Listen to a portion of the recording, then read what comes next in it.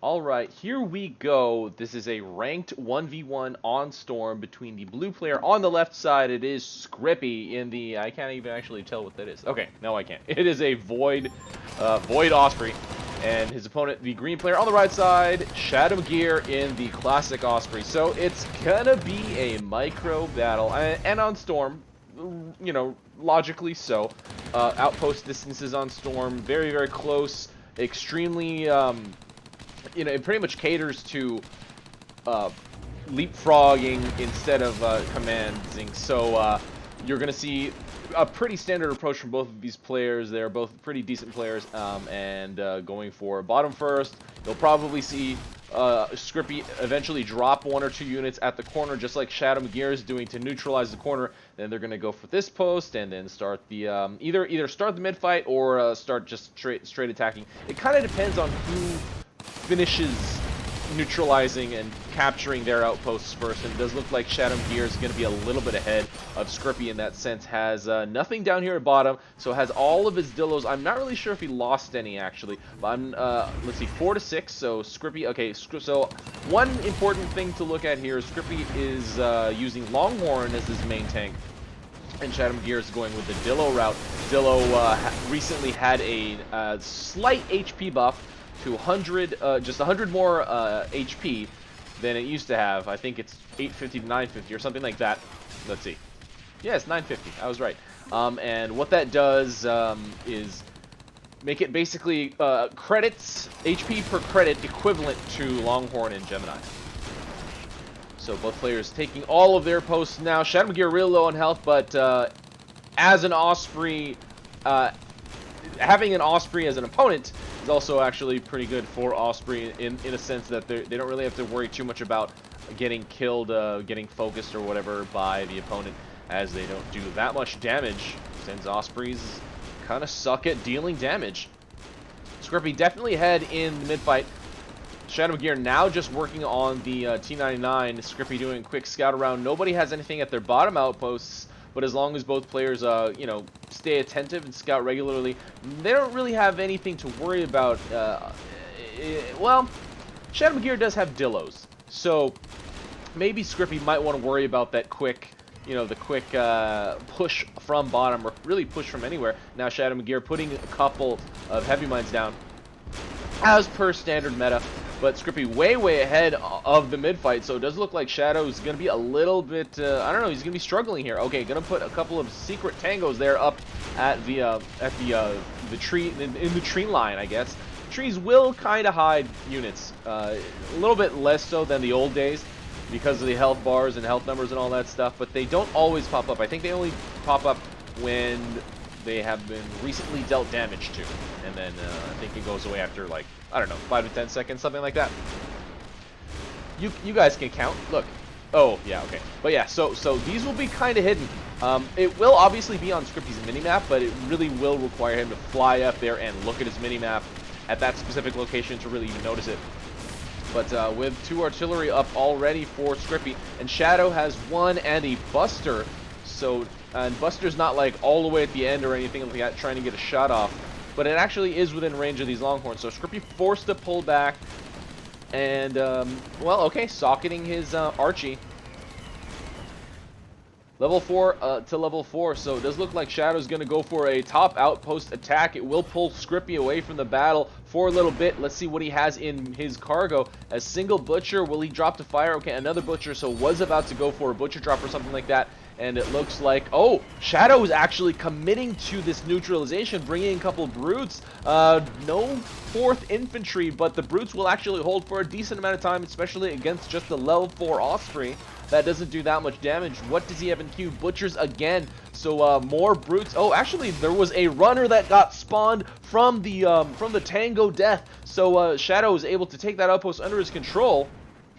Shadow really needs to, or sorry, Scrippy really needs to utilize this, you know, this middle outpost advantage. Well, it's not even economically speaking. He does not have the advantage anymore, since he is down an outpost. It is 4 to 3. And Scrippy's kind of on the ropes right now. Even though he does have the middle outpost under his control, he will slowly be behind in, you know, fieldable units. because his overall upkeep will be lower. It is currently 74 to 92. Trying to get that bottom outpost neutralized. Will Shadow be able to respond in time? It does get neutralized, and Scrippy does have 4 creeps of his own, and Shadow has nothing really to respond to this, apparently. We're going to reallocate his heavy mines. So that is definitely something to worry about. Oh, and as the Osprey, Scrippy will easily be able to reveal and probably even neutralize those mines. Scrippy might, or sorry, Shadow might be able to get a neutralization since Dillos are very, very very, very strong damage-wise, like per unit carried, I guess. So he can carry 4 already, I'm sure, and he might be able to get a quick neutralization. But Scrippy has a pretty good surround, so I don't really think that's going to be what he's going to choose to approach with. And Scrippy might actually be able to just get a straight-up finish here if he has enough Longhorn down there at the bottom outpost. The path here is not as direct as the one down here, you know, on the bottom side, and yeah, they all tend to clump here in the corner, whereas it'll be a little bit easier to spread your units from the bottom approach. And okay, if Scrippy does choose to push, though, he definitely needs to neutralize or at least reveal those heavy mines and wait for the Longhorn to roll over them so they don't actually get killed. I don't know if he's aware that Shadow reallocated those heavy mines and put them in front of his Longhorn, but I guess, you know, at this point in the meta, you can pretty much assume that you have to be aware of heavy mines in front of you before you just start to recklessly push. And Scrippy getting another outpost neutralization, so this is going to be a pretty big deal here if Shadow just lets this go. Shadow might be able to actually get a good amount killed over here, because there's nothing over here in terms of ground attacking units, but Scrippy taking that corner right about now and doing a Longhorn drop, so forcing Shadow to respond here. Dropping a single Dillo in blocking won't be enough, so the Seeker will be able to block, but there's nothing actually killing. Oh no, a single jumper. Actually, that will do it. A Ratchet, a Seeker blocking, and a jumper. Regardless of how unreasonable that is, it definitely will work. And Shadow could actually, he doesn't even need to push, honestly. This is such a short outpost distance, and since he is an Osprey, he can just ferry and start getting us around. So Scrippy has lost the top here over here. This is one of the strangest map splits I've ever seen on Storm, and Scrippy now going to send a Gangster to get a neutralization, or to disarm those heavy mines, or to not even disarm, but to set them off preemptively. And Shadow not sending his Dillos on attack yet. So yeah, Scrippy sending those Gangsters is a sign that he is planning to attack sometime soon. And Shadow did get rid of those. Did he get rid of those heavy mines? Yes, I think so. And once again, yes, he can just start to ferry them over and do a little bit of extra micro once he gets his units to the fort to avoid the blocking. And this is actually doing a fair amount of damage. But he has not actually set them to attack. They are on hold position, so he's trying to finish off the units that Scrippy has set over here, but he is definitely going to lose, as Scrippy was able to just drop a couple of units and heal them all up. And now Scrippy is going to start ferrying over. No, he's going to go and approach from the, or at least push from the top. Yeah, this is a crazy, crazy split, and yeah, I don't think I've ever seen anything like this on Storm. 1v1s create some weird stuff because you can't respond to everything in time. You kind of have to pick and choose how you allocate your mech presence.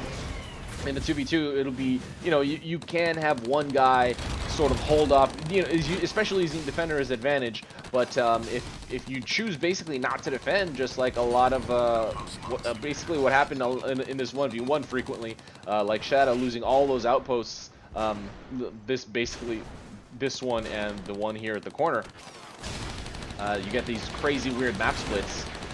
Shadow able to take this outpost back because there was nothing left over here for Scrippy defending, so he is gonna, I think he's gonna commit for an all-in push there at the top right, bringing a single butcher, probably on accident, dropping it right here, probably gonna get itself killed, and there you go, did not kill that Archie. So Scrippy now just, okay, gonna try to get a neutralization there. What did he leave over at fort? He's not really too much in danger. There's that, it's like 10 to 15% of his health gone, so he doesn't really need to leave anything in blocking position. Now a goalie, oh man, a goalie drop. I'm not really sure where he ferried that from. It had to have been from the top right though. A single goalie drop is kind of strange. I guess he's kind of waiting to get closer to unit cap, or to his current unit cap, to push out, but with that massive force that he has right now, and with the way that Shadow has his units spread out all over the field, it's kind of confusing to see, okay, that he waited till now to push out, and like I said, from here to here is not a far ferry, so he could, okay, so we are going to have a quick base race here. Less defending for Shadow. Oh no, there's a good amount defending for Shadow, so this is actually going to be pretty even, and Shadow has decided to come back to defend. I don't think what Scrippy has over here is going to be able to defend against that, and a lot of the damage going down on Shadow's fort right now. Will he be able to defend? No, lots of heavy mines being dropped, and that's not going to be able to do it. And right now, Shadow's units have hit the fort, doing tons of damage really, really fast, but it's not going to be enough. And Scrippy taking this ranked 1v1 game on Storm over Shadow mageer. This is the second game that Shadow has sent into me between him and Scrippy has been able to best him in both of them. But wow, really, really, even the last game. If you guys haven't seen that last game, I believe it was on, oh crap, Duel. Yes, if it was on Duel. That game was insane too. So big thanks to Shadow mageer for sending in this game. Huge kudos to you, man. Not too many people send in losses, but this is definitely a worthwhile loss to showcase. That was one of the craziest map splits I've ever seen in a 1v1. Really confusing to see that both players chose, I don't know if choosing is even the right word, but they neither pushed until, you know, that very end right there. And I mean, I don't know, man. I would have liked to see, I guess my style personally, and I don't really get to play much now these days, but yeah, I tend to just push and continue attacking regardless of, even if I think it'll work, just because I like to do that.